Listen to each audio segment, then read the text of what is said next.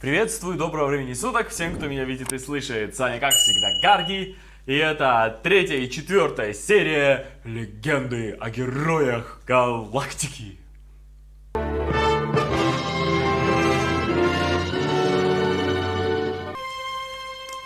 Хайнесенполис – столица Союза свободных планет. В сотни километров от нее находится штаб стратегического планирования, где и будет проходить поминальная служба в память по погибшим в сражении при Астарте. О, как! Классные домики. Слушайте, Командор, уже пора вставать. Ян Дай мне Венли. еще немного поспать, Юлиан. Если вы не поторопитесь, то опоздаете на траурную церемонию. Ну и Да. отлично. Я все равно туда не пойду. Но, командор, вы же отличились в битве при Астарте. Мягко По-моему, говоря. вы обязаны там быть. Он Это же, в всех конце спас. концов, в вашу честь. Строго говоря, поминальная служба устраивается в честь погибших, а вовсе Ну да. не на меня. Я просто один из выживших. Кроме того, эта служба будет и не в их честь, и не в мою. А в чём? Она будет в честь господина председателя Трюнихта. Плясать под его дудку на политическом игрище? Я на такое не подписывался. Понятно. Что? Комдор Ян Венли отсутствует? А, видимо... Что это значит? Он еще восстанавливается от ран, полученных в сражении при Астарте. Я и не предполагал, что он был так серьезно ранен. Что ж, раз так, передайте ему, что Трюнихт желает ему скорейшего выздоровления. Да. Тогда позвольте откланяться, нам пора идти на церемонию. Ага, высшие чины его прикрывают. Это Трюнихт, видимо. Я ничего не слышал о том, что комдор Ян Венли был ранен. Да, вроде бы у него были просто царапины. В любом случае, отсутствие главного героя поменяет положение вещей. Перепиши это. Да. Контр-адмирал, раз уж нас достопочтимый председатель Совета обороны так вежливо просит, почему бы вам срочно не связаться с Яном? Что? Мне? Да. Между прочим, включите в послание кое-что от меня. Кончай симулировать и бегом сюда. Он ну совсем не быстро. изменился со времен военной академии. Полагаю, не видимо. нужно сообщать общественности про этот инцидент с нашим героем. Позвонил, чтобы поговорить? Ха. Ты видишь меня насквозь. Скажем так, для начштаба Ситоли, не говоря уж о председателе Трюнихте, то, что им пренебрег герой Астарты, кто тот герой? Человек, который сейчас со мной говорит? Ты что, совсем не смотришь новости? Сейчас об этом говорят все средства массовой информации. Я всего лишь командир разбитой армии. Знаешь, сколько народу там погибло? Капец. Поэтому ты герой. А лишние вопросы никому не нужны. Вот цинизм, сволочи. Конечно, если тебе не хочется быть героем всего этого, лучше не приходить.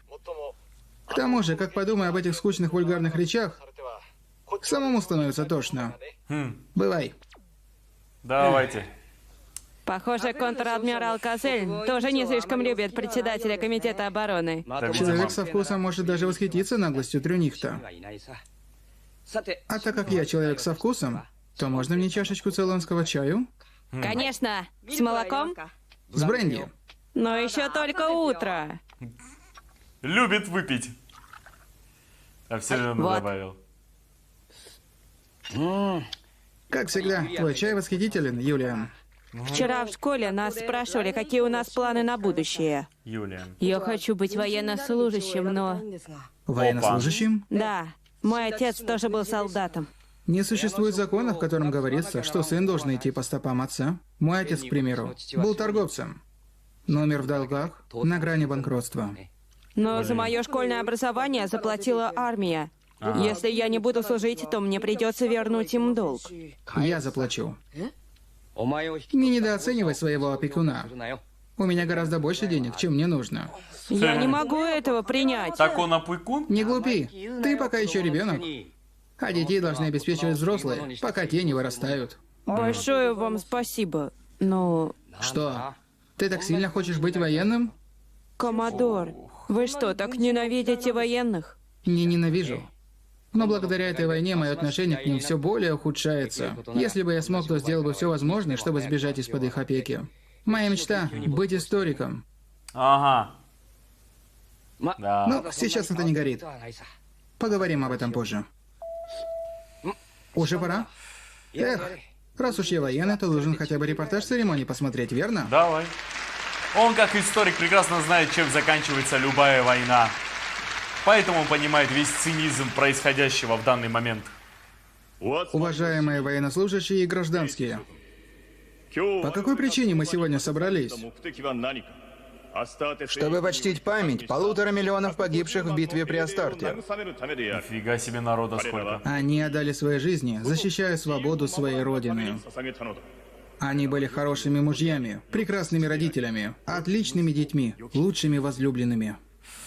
Они заслуживали счастливой жизни, но они принесли в жертву свое счастье и саму жизнь. Друзья, я смелюсь спросить, почему 1,5 миллиона наших солдат погибло? Из-за непродуманных приказов начальства. Здесь может быть только один ответ. Они отдали свои жизни, чтобы защитить нашу с вами свободу. А не это ли достойнейшая смерть среди возможных? Друзья, вот что нам следует иметь в виду. Свобода Родины. Вот вещь, стоящая защиты. Отечество должно быть свободным. Друзья, не бойтесь смерти, ибо мы сражаемся ради защиты нашего свободного Отечества. Мы Алло. должны сражаться за нашу Родину. Да здравствует Союз Свободных Планет! Да здравствует Республика! Гори в аду, Галактическая Империя! Да здравствует Союз Свободных Планет! Да здравствует Республика! Гори в аду, Галактическая Империя! Да здравствует Союз! Поджигатели войны всегда найдутся. Да уж. Наше величайшее оружие — единая воля всех граждан. Это свободная земля. И живя на этой земле настоящей демократии, вы абсолютно свободны, в отличие от наших врагов. Однако, если вы, граждане, люди со здравым смыслом, то должны понимать, что для достижения истинной свободы все вы должны быть едины. Друзья, Так, что она там... Так, что она... Это она. Джессика, Джессика. что ты делаешь? О, господи, что Господин он там председатель, меня зовут Джессика Эдвардс. Я невеста погибшего в сражении при Астрате, офицера 6-го флота, Жана Робера Лапа. забыл? Да, лапа. Нет, я была его невестой. Это очень прискорбно. И как ты вылезешь? Но Можете не утешать меня. Вы же сами сказали, что мой возлюбленный погиб геройской смертью, защищая свободу своей родины. понятно. Что ж, вы можете служить образцом для всех женщин и детей, потерявших близких. Ну-ну. Неужто люди совсем потеряют чувство стыда? Вообще стыд, да. Благодарю вас. Я пришла сюда, чтобы задать вам один единственный вопрос. Какой же? Надеюсь, я смогу на него ответить. Тварь, Где тварь. были вы? Что? Мой возлюбленный отправился на битву с приказом защитить свою родину, а теперь его уже нет. Председатель Совета обороны. Где были вы, тот, кто прославляет смерть? Мисс, Где ваша семья? Я пожертвовала своим возлюбленным. А где была ваша семья, семья того, кто проповедует необходимость жертв? Как же вы следуете своим собственным речам? охрана, эта женщина не в себе. Уведите ее. Ну, тварь. Сволочь. Отпустите меня. Юлиан, готовь машину. Да, О, поехал на выручку. коммодор, это командир Атенборо. От Эмбера. Атенборо, ты не пошел на траурную церемонию? Я тоже был ранен. Я тоже радио. Но я звоню не за этим. Джессике грозит опасность. Даже если Трюних не отдаст приказа, то КПР сами что-нибудь выкинут. Корпус патриотов-рыцарей. Национал-патриотические экстремисты. Говорят, что они теневая армия Трюнихта. Ага. Ага. Я выезжаю. Подожди меня, я за тобой заеду. Окей, буду ждать. Радикальные эти. Пустите! Печальный факт, но иногда горе становится причиной безумия. Но мы, Сволочь. граждане Союза Свободных Планет, не должны позволить скорби взять верх над нами. Мы обязаны сохранить здравый рассудок. Победа значит свобода. Оркестр, играйте гимн. Национальный гимн. Вылез из ситуации, как будто, сволочь. Ну, правильный вопрос задал. Так, если прославляешь, блин, да, там была не речь, а какое-то... Какая-то жесткая, страшная, это... ну, страшный монолог был по поводу того, что мы должны их уничтожить все равно. Это траурная церемония, а он там начал разворачивать агитацию того, что нужно продолжать войну и еще больше людей. Господи, я прямо почувствовал, как он там скажет: записывайтесь добровольцами, вы погибнете героической смертью. Это прямо напоминает войну во Вьетнаме, когда люди туда ехали тысячами ребята погибать во Вьетнам, американцы, и про их детей говорили: Я могу парень. идти сама. Да. Вызвать машину? Нет, пошел ты. спасибо. Нет. Это парень погиб героем. Родители могут гордиться, говорили. На кой черт такая гордость нужна? Свободная страна. Союз свободных планет. Союз свободных планет.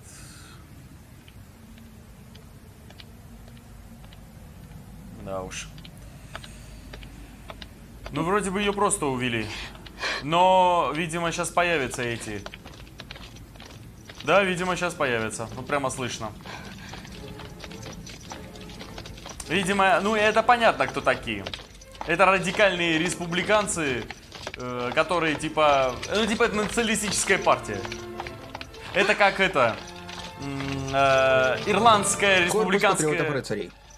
Патриоты. Короче, это республиканская освободительная армия, как будто. Вот видите, даже не в империи существует, а даже вот в республиках такое существует.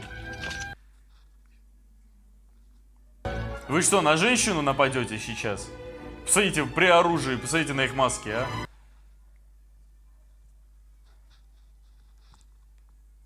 Я искренне сочувствую ситуации, в которой вы оказались. Однако для нас, членов КПР, ваша выходка на церемонии была актом предательства по отношению к нации и, следовательно, должна быть наказана. Вы что, издеваетесь, что ли, да?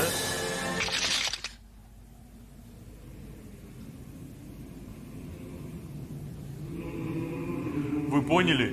Национальный гимн поют тот самый, специально там играли, вот как чеховское ружье сработало. Вы поняли? Как пропаганда влияет на мозги? Привет, Джессика. Джессика, скорей! Машину. Идите к черту. Что это была за машина? Машина городского отдела дорожного движения. Но сейчас ей управляет командир Дасти Аттенборо. Командир Аттенборо? Приятель Яна Венли? Да, я как раз вспомнил, жених этой женщины, капитан Лап, был другом Яна. Блин, а они информированы. Похоже, Ян Венли представляет опасность. Ну что ж. Алло, это герой Астарта. Спас остаток флота, конечно. И все это Ян. раструбили. А? Ты теперь думаешь, что я истеричка? Почему? Нет, нет. Закатить истерику перед таким количеством людей. Хотя другие тоже, потерявшие своих близких, молча несут свою ношу. Просто кто-то должен был это высказать. Любой бы на твоем месте возмутился. Да. Она просто, ну, общий, скажем. Они собираются подстеречь нас у гостиницы. Ага, понятно, там уже Что же агенты. делать? Наверное, следили номер машины и выяснили, кто за рулем. Поедем ко мне домой. Я Поехали. живу в охраняемом офицерском квартале. Вряд ли они там выкинут какую-нибудь глупость. То есть это такой, это корпус, это военный корпус.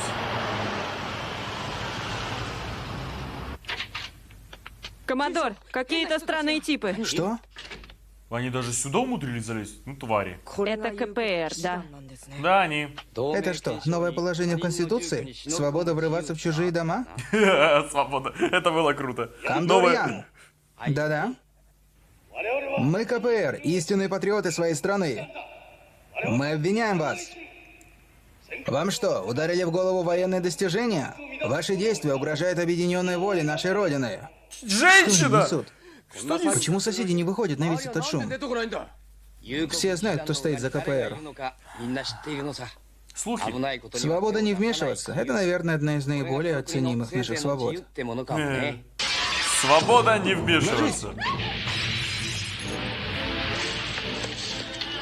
Слушайте, это Да тихо ты!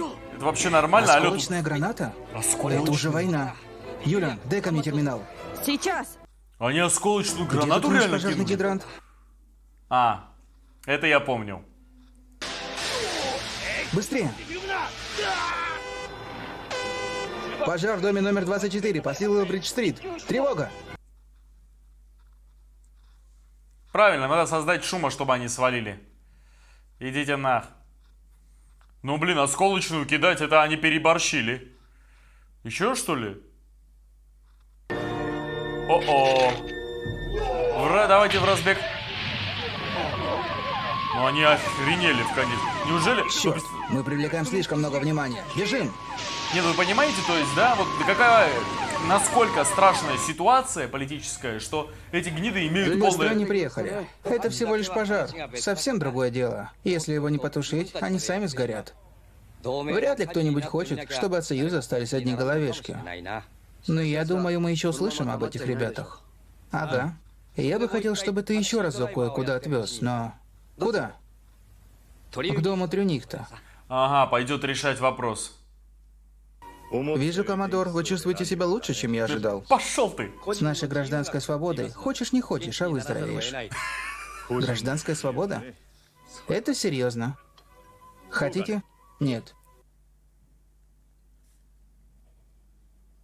Ну, Нет, и что же вам с от ним меня не- нужно? с ним не Героя бьет. старты? Гарантии безопасности Джессики Эдвардс. Джессики Эдвардс? А, той несчастной молодой женщины? Что с ней произошло? Ее преследует КПР.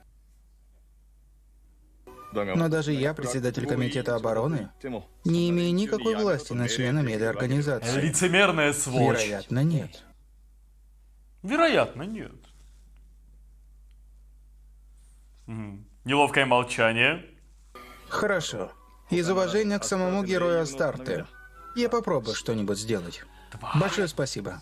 А теперь, надеюсь, вы извините меня. Корреспонденты ждут. Корреспонденты?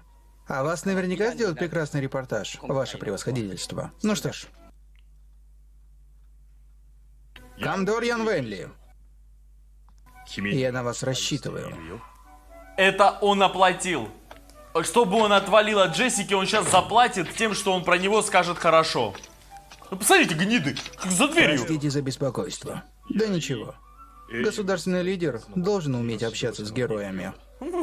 Так что все обернулось только к лучшему. Не следует обращать внимание на таких женщин. Я в шоке. Получить гарантии безопасности, шантажируя Трюнихта. Есть в этой стране хоть какая-нибудь справедливость? Это только предлог. Но из-за этого война опять начнется по новой.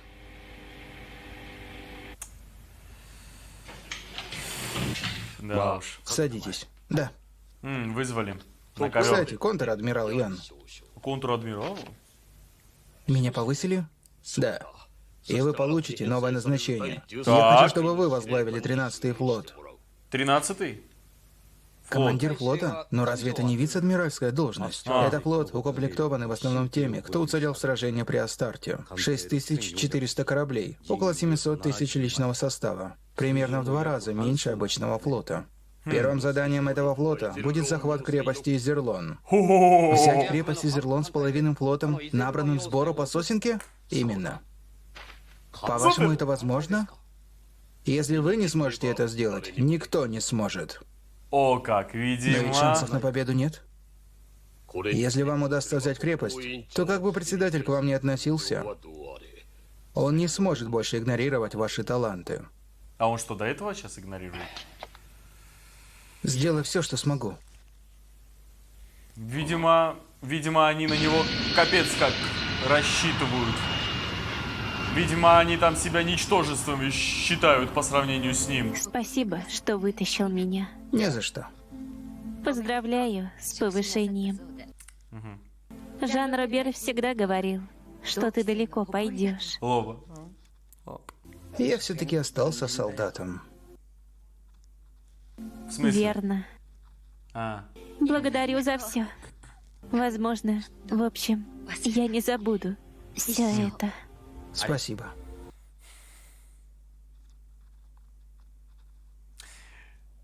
Видимо, Но пока видимо, у них был любовный треугольник, и она выбрала Лаба, а он сейчас с ней не будет, потому что из уважения к своему другу. Простите, ваше превосходительство Ян Венли? Да, это я. Меня зовут Мэйя. Мой муж и сын с честью погибли в битве, сражаясь в войсках Союза. Зная о ваших заслугах в этом сражении, мой внук тоже захотел стать военным. Если вы настоящий герой, пожмете ему руку, это станет для него важным стимулом. Что такое? Ты думаешь, ведя себя так, ты сможешь стать настоящим военным? Миссис Мэйя, когда этот мальчик вырастет, настанут мирные времена. И ему не нужно будет служить в армии.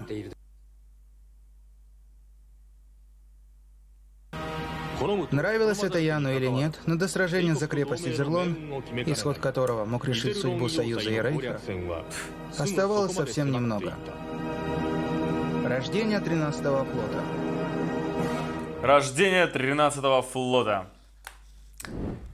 Классная была серия, очень грамотно построенная. За 20 минут нам прекрасно показали все теневое, что происходит в таких местах, как таких местах, как страны демократические, республики и так далее.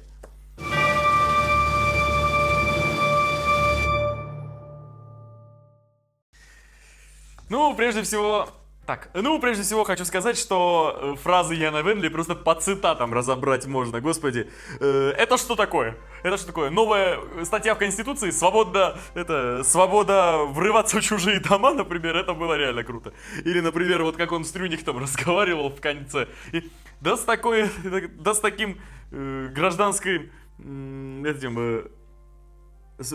гражданской свободой, хочешь не хочешь, а выздоровеешь. Это было реально круто. Нам прекрасно тут все показали, как и что устроено на самом деле. Трюнихт — яркий пример политика, который очень боится потерять свое место и ничего не хочет, кроме как еще больше власти, еще больше влияния, и чтобы ему не мешали. А как он добьется этого, ему абсолютно пофиг. Как было сказано одним писателем, патриотизм — последнее прибежище подонков и негодяев. Если честно, нет, я в это мало, я в это как-то, знаете, я в это, конечно, не верю, но это происходит. Это не последнее прибежище негодяев и лицемеров. Но, к сожалению, негодяи и лицемеры этим пользуются. И довольно успешно, и очень часто, особенно в 20 и 21 веке, мы это прекрасно видели. Ян Венли хочет быть историком. Он изучает историю, прекрасно понимает, что такое правительство, что такое война, и чем война заканчивается, и как они начинаются. Он прекрасно это осознает, зная это все, принимая эту информацию, обработав ее его ленивой головой. Ему поэтому по горло и противно участвовать во всех этих фарсах, которые происходят. Ладно, хотя бы это пусть было бы реально траурное какое-то понимание. Но, господи, ты этот председатель Трюнихт вышел и такое толкал. Не хватало только записывайтесь добровольцами. Или давайте, вставайте в очередь, записывайтесь все. Вы должны сдохнуть и будет все офигенно. А люди сидят и слушают, и выслушивают. Вынуждены слушать. И вот Джессика единственная женщина, которая вышла и сказала прямо Трюнихту, что весь народ о нем думает. Но, к сожалению, никто не смеет вякать, потому что вот видите у Трюнихта как? Трюнихт полностью все... как видимо, Трюнихт держит полностью в своих руках всю политическую составляющую всей республики, всей планеты Хайнесон.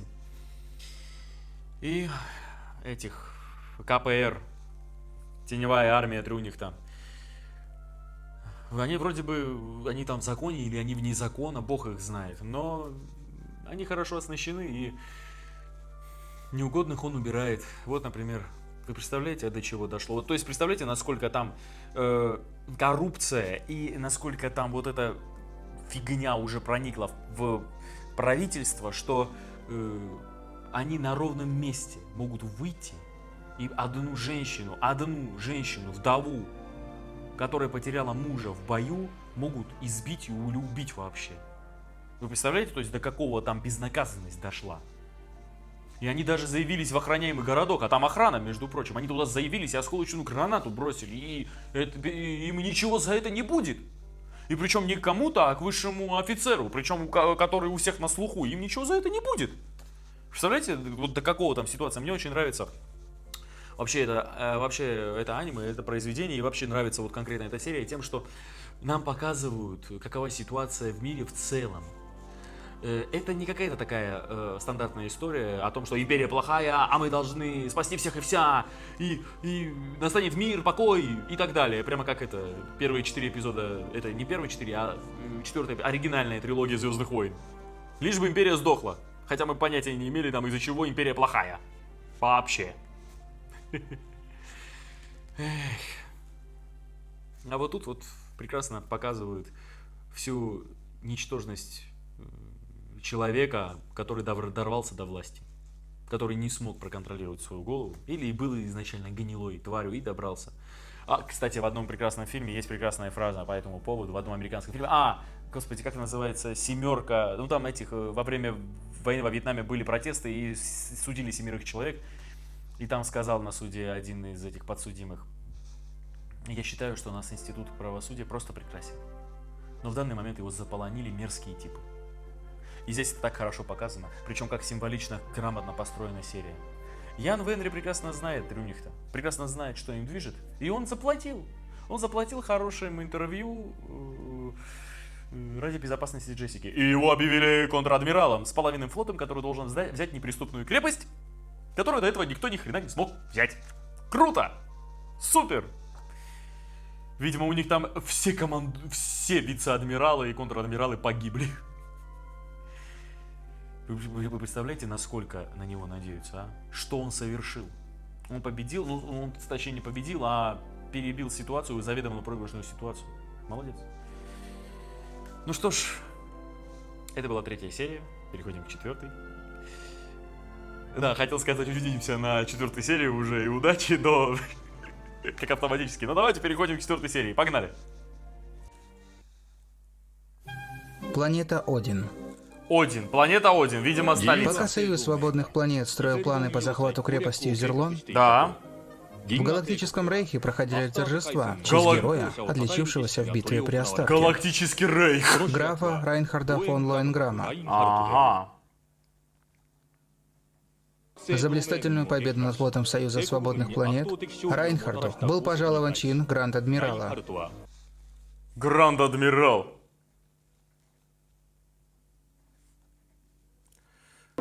Гранд-адмирал.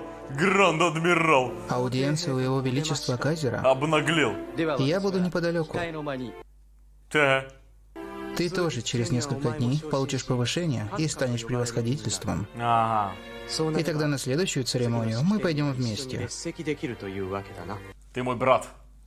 Райнхард. Но кто к тому времени будет сидеть на троне? Ты посмотри, а? У чувака амбиции. Трон Казера стоит на песке. Рано или поздно наступит время, когда и сам Казер это осознает. Посмотри-ка. Кстати, рисовка просто супер, посмотрите. Граф Райнхард фон Лоенграм. Вы посмотрите, а? Смотрите, офицеры. Все как на подбор.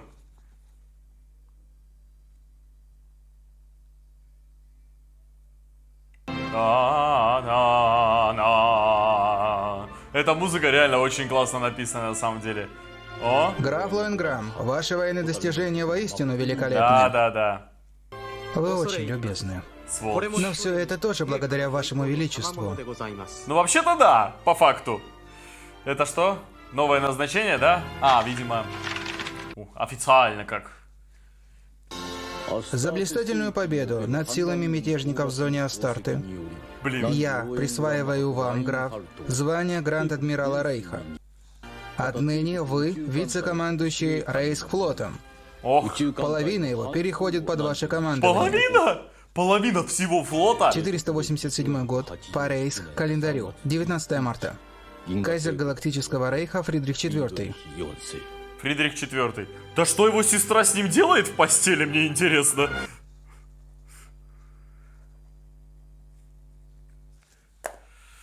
Блин, вы посмотрите, какая большая. Большое. 20 лет и уже Гранд-Адмирал. 20 лет? Он поднялся, пользуясь благосклонностью Кайзера к его старшей сестре. 20 лет. Возможно. Но этой белокурой бестии действительно удалось разгромить мятежников. Даже Миркац потерял от такого дар речи. Даже Миркац. А, видимо, тот старик. Хотите сказать, что даже ветераны признают превосходство этого сопляка?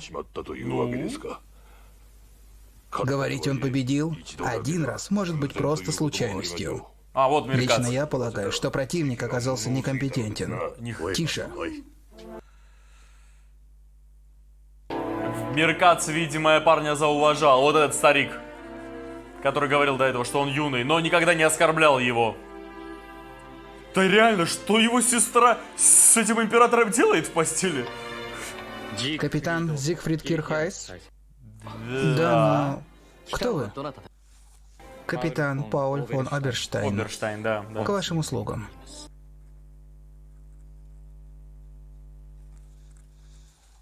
Это что Прошу прощения. Кажется, с моими электронными глазами что-то не в порядке. Извините, что напугал вас. Благодаря микрокомпьютерам я имею возможность жить нормально. Но эти инвалид. устройства недолговечны. Вы были ранены в бою? Нет, это у меня с рождения. Появись я на свет во времена кайзера Рудольфа, от меня, скорее бы всего, избавились по закону об избавлении от неполноценных генов. Нифига себе. Вы служите у хорошего командира. Ага. Я хотел бы как-нибудь поговорить с вами об этом. Простите, из какого вы подразделения? В данный момент я приписан к штабу крепости Изерлон. Изерлонский. Конечно, я бы предпочел служить под началом такого превосходного командира, как ваш, но... Впрочем, быть может, это возможно? Подмазывается, все понятно. Вы чрезвычайно осторожны. Но я вам не враг. Умеет говорить. Оберштайн. Не беспокойся. Мы так давно не виделись с моей сестрой. Забудь ты про этого Оберштайна. Все, Хорошо. Все сказал ему. Время летит так быстро, а, Кирхайс? То есть, уже 10 лет прошло. Да. Тебе 20 лет, а ты уже Гранд-Адмирал, сволочь мелкая. Он младше меня! А я сижу и видео записываю. О, сеструха. Да. Сестра! Ну, единственный родной человек, скорее всего. Вы посмотрите, а?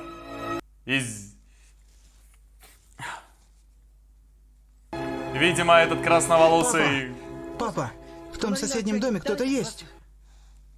Там поселились какие-то обедневшие дворяне. Обедневшие дворяне, ясно. Обедневшие дворяне? Да, если дворянин не знает, что ты богатый. Ты кто? Видимо, вот так и познакомились. Я живу по соседству. Как тебя зовут? Зигфрид Кирхайс. Кирхайс. Зигфрид? Заурядное имя. В прямой линии. Но Кирхайс — фамилия хорошая. Звучит четко и ясно. Да, как свежий ветер в горах. Я буду звать тебя Кирхайс. Но мы ведь будем лучшими друзьями. Я Райнхард фон Мюзель. Рад знакомству. Мюзель? Очень приятно. А разве у нее... Райнхард. Ладно. Сестра, позволь представить тебе. Это Зигфрид Кирхайс. Мы только что подружились. Ах. Меня зовут Анна Роза. Зиг, будь хорошим другом моему младшему брату. Да.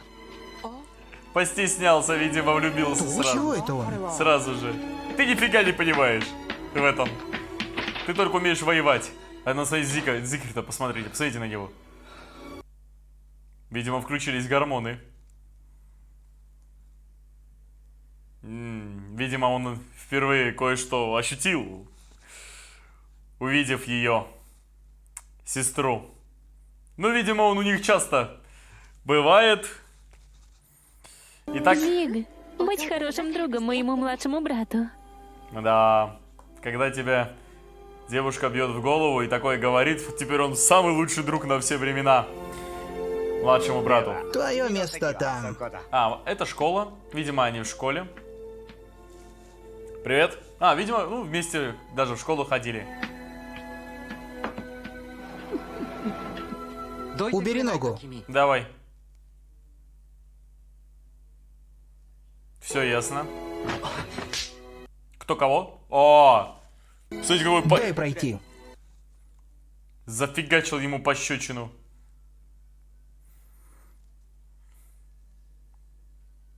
Не нужна ему защита, он сам хорошо постоит за себя.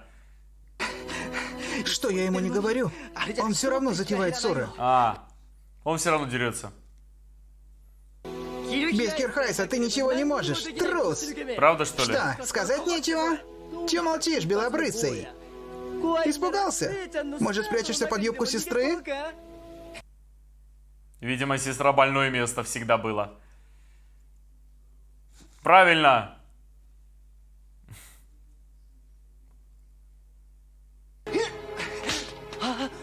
Ну, слушай, а в нем есть жестокость.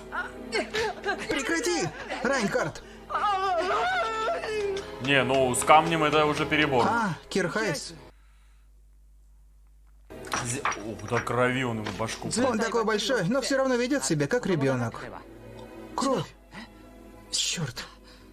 Что же делать? Если сестра узнает, что я дрался, она очень расстроится. Идем. А вот тут уже замечаются такие маленькие... И правда, из тебя вышел бы хороший тактик, Кирхайс. сад- Не благодари. Просто не делай так больше. Хорошо. Я постараюсь. Из него бы, вот в нем уже замечаются такие легкие садистские моменты. Но не из-за того, что ему в кайф, а из-за того, что если он в гневе. Если, например, про его сестру скажут, то он звереет. Представляете, что он хочет сделать с императором? Вот, выпейте. Это вас согреет. Большое спасибо. Одежда скоро высохнет. Все же упасть в фонтан во время игры звучит как-то странно, не так ли? Да! Два- Стой, Райнхард! Моя сестра печет ужасно вкусный пирог. Если не догонишь, я тебе его не дам. Ладно. Бежим скорее. Это хорошо нарисованные деревья, кстати, мне очень нравится. Вот, Быстрее! вот сейчас задний план очень хорошо обрисован. Видимо, красками. А вот это, видимо, за ней приехала газ-машина. Видимо... Ты, Райнхард, радуйся. Твоя сестра пойдет в императорский дворец, служить его величеству кайзеру. И чему тут радоваться? Что бедная девочка будет подстилкой Отец! старика? Что происходит? Почему мою сестру возят во дворец? Видимо, во время прогулки или что-то вроде она Господи, ее купили. Откуда эти деньги? Ты продал мою сестру. Райнхард. Я все равно не мог им отказать, а так мы хотя бы получили денег. Нет, Как можно... тут- Анна Розы тоже согласна.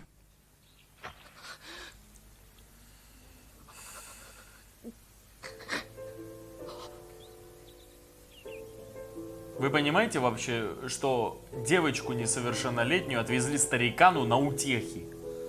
Вот просто если убрать все дворянство и так далее, вот это. Она стала фавориткой. Видимо, там ее кто-то заметил, и, ну, вот так и случилось. А, она наверху. Видимо, Сестра. Сестра, почему?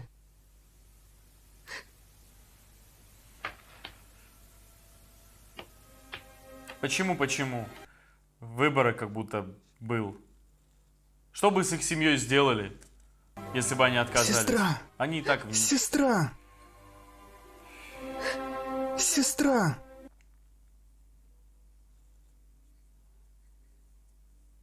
Ну она ему... Райнхард, Ну она ему вместо матери, вы понимаете вообще, каково это? Райнхард, это все ради твоего будущего, для твоего будущего. Ты А классно. как же ты, сестра?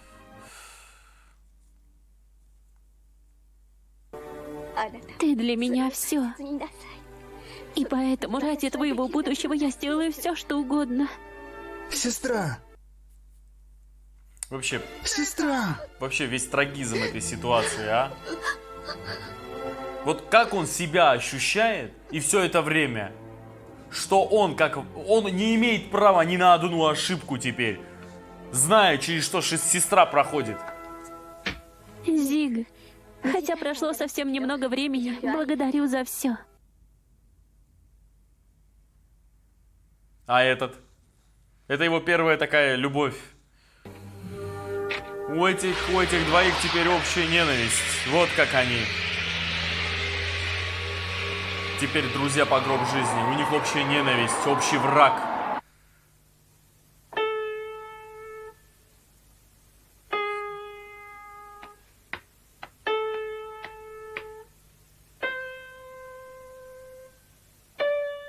Извини. Я хочу побыть один. По-братски.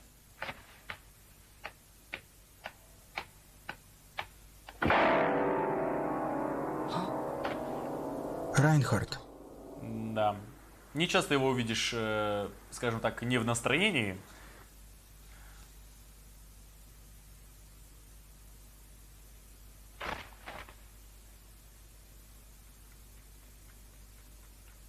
Опа-на. Убежал, и куда это, интересно? кто там? Кирхайс? Привет. Гуляешь в такое время? Что ты тут делаешь, Райнхард? Кирхайс, тебя не проведешь. Бластер? Носить с собой такое? Я пойду в императорский дворец и верну мою сестру. Нифига себе. Ты серьезно? Все будет в порядке, Кирхайс. Возвращайся. Но... Все будет в порядке.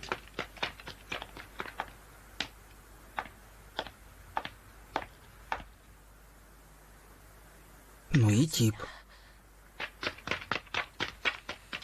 Эх. А какой он решительный с самого детства. Но это не императорский дворец, скорее всего. Или это император... Нет, это не императорский дворец. Это просто какой-то... Он не идет за нами? Нет. Это, скорее всего, какой-то местный бал какого-то графа. Слушай, Кирхайс. Рейх ведь воюет с повстанческим союзом? Да. Да. И Война идет уже более 140 лет, но... 140 лет. Тогда... Чем они тут занимаются? А, Пока солдаты умирают на поле боя, они тут веселятся? вот. Родственники аристократов не сражаются на передовой. Родственники аристократов. И потому они ничего не знают о чужих страданиях. Вообще-то они обязаны там воевать. Кто это? Сестра! Райнхард.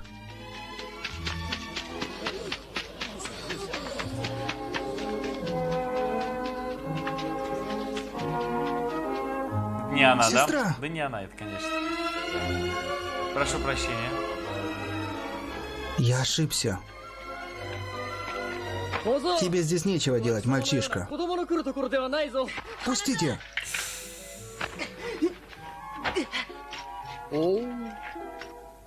Ну, и что это за штука? Так, спокойно. Эй, это тебе не игрушка.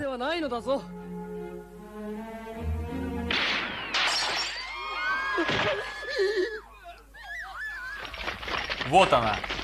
Сила. Кто сильнее, тот и прав. Райнхард!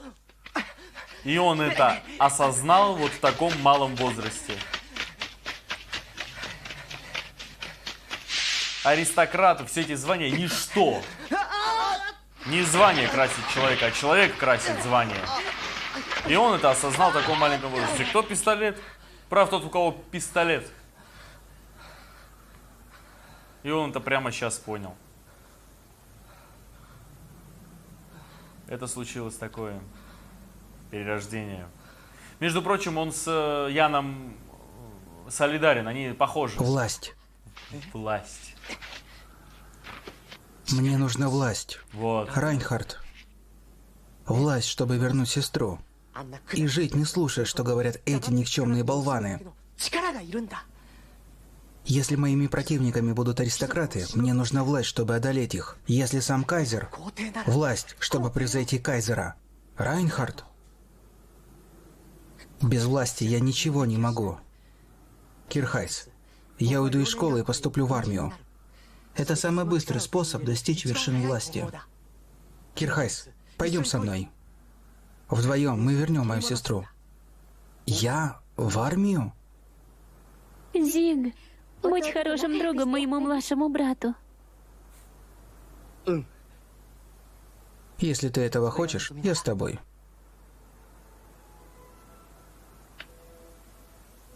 Плюс у него сестра теперь Когда-нибудь. фаворитка. И ему там вообще вот... Тем более, смотрите, какая ситуация. В армии, когда идет война, быстрее всего продвигаешься по лестнице. По политической, по военной. Вот как Ян.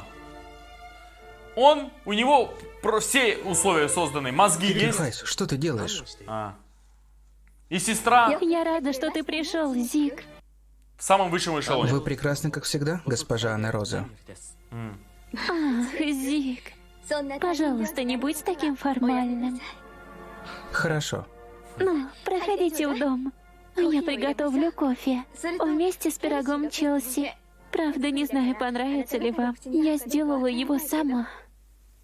Все хорошо. Ну и дела. Если я не буду одерживать победы, я не смогу видеться с собственной сестрой. Обалдеть.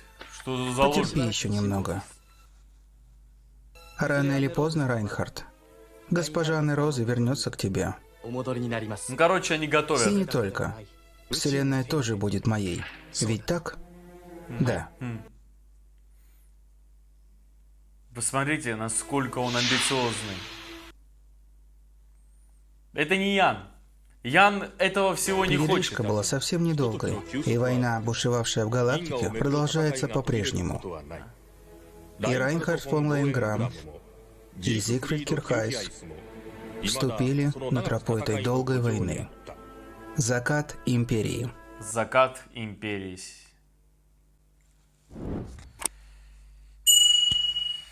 Закат империи. Закат империи.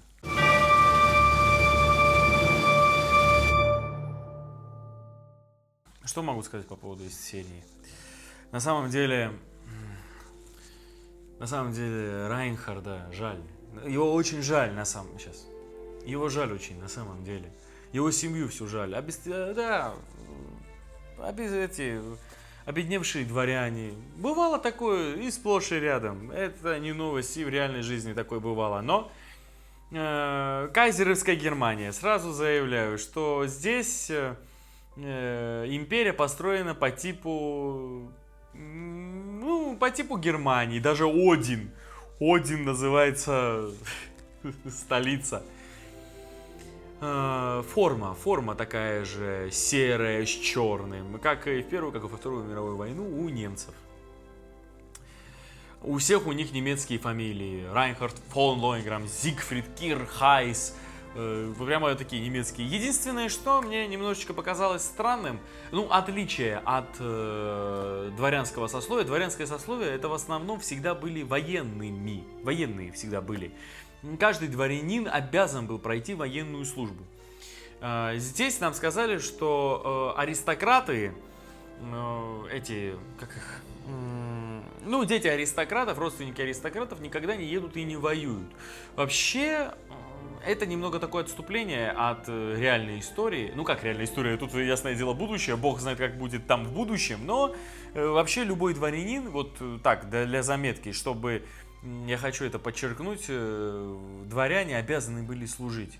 Это была воинская повинность. А не служить было большим позором на самом деле. Но здесь немного ситуация другая, и на самом деле понятно почему. Это такая же ситуация на самом деле была и в прошлом, в нашей нормальной человеческой истории. Просто когда уже дворянство заполонили эти разные, скажем так, купцы, которые купили себе эти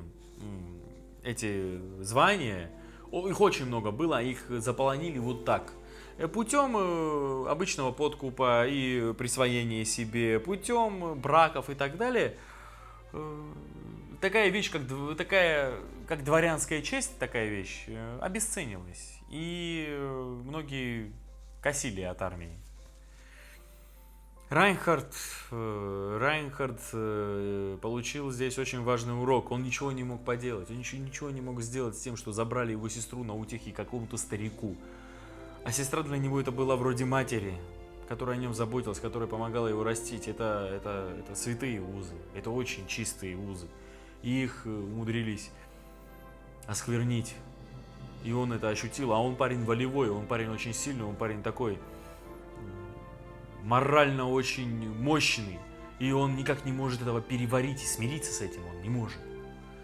Здесь это очень красиво на самом деле показали. Здесь показали такой минус очень яркий такого социального неравенства.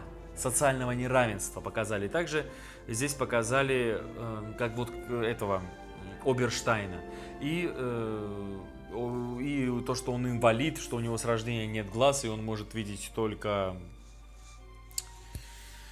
с помощью компьютеров. И во времена Рудольфа, кажется, это во времена, если я правильно помню, там, ну, я раньше смотрел, во времена создания вообще империи, во времена Рудольфа от него вообще бы не избавились. То есть там было вообще жесткое националистическое, то есть там от всех избавлялись, кто считался неугодным.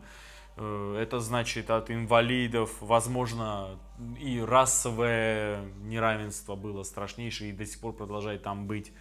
Если честно, я вот заметил в третьей серии главный там в адмиралтействе, там не в адмиралтействе, а в штабе у начальник Яна, он афроамериканец. И еще там был француз Жан-Поль, вот если вы заметили, а там ни одного даже, ни афроамериканца, ни азиата, никого там вообще нет. То есть там это чистота крови и так далее. Ну, короче, капец. Элементы Третьего Рейха. Ой, ну, что еще могу сказать? Могу сказать, что вот схожи очень сильно Ян с Райнхардом, схожи в том, что им противна сама мысль того, что воюют обычные люди, а эти аристократы танцующие танцуют, и им абсолютно все равно, что умирают не просто 1000 или 500 человек, а умирают миллионы. Миллионы умирают в космосе, бог знает ради чего. Им обоим претит это. Но относятся они к этому немножечко по-разному. Им это, да, претит, но Райнхард, вот момент, когда он достал пистолет, маленький ребенок против какого-то аристократа, который считает себя слишком важным, он достал пистолет и показал силу, и тот упал перед ним. И он сразу осознал: власть. Ему нужна власть, чтобы защитить сестру, ему нужна власть, чтобы стать свободным. Власть. И он начал добиваться этой власти. К 20 годам он стал гранд-адмиралом. Ну, благодаря не только своим способностям, благодаря своей сестре. Ну, на самом деле, сестра бы помогла, но если бы не его способности, он бы не добрался бы в 20-летнем возрасте до такого звания. И, между прочим, нормальные генералы, которые видели его в действии, которые вот такие, знаете, которые знают, что такое война, и которые ценят такого тактика, как Райнхард, они оценили его. Они его оценили. Ой, Зигфрид рядом с ним. Мне кажется, Зигфрид такой же сильный, Герхайс я имею в виду. Ну что ж, это была 3-4 серии. Что ж, это была 3-4 серии Легенда Герои Галактики. Прекрасная серия, показывающая минусы обоих режимов, показывающая минусы с обоих сторон. Абсолютно серая. Там не черное против белого, а серое против серого. И кто прав, кто виноват, бог его знает. Вообще из-за чего война началась. Увидимся уже на 5-6 серии. Удачи!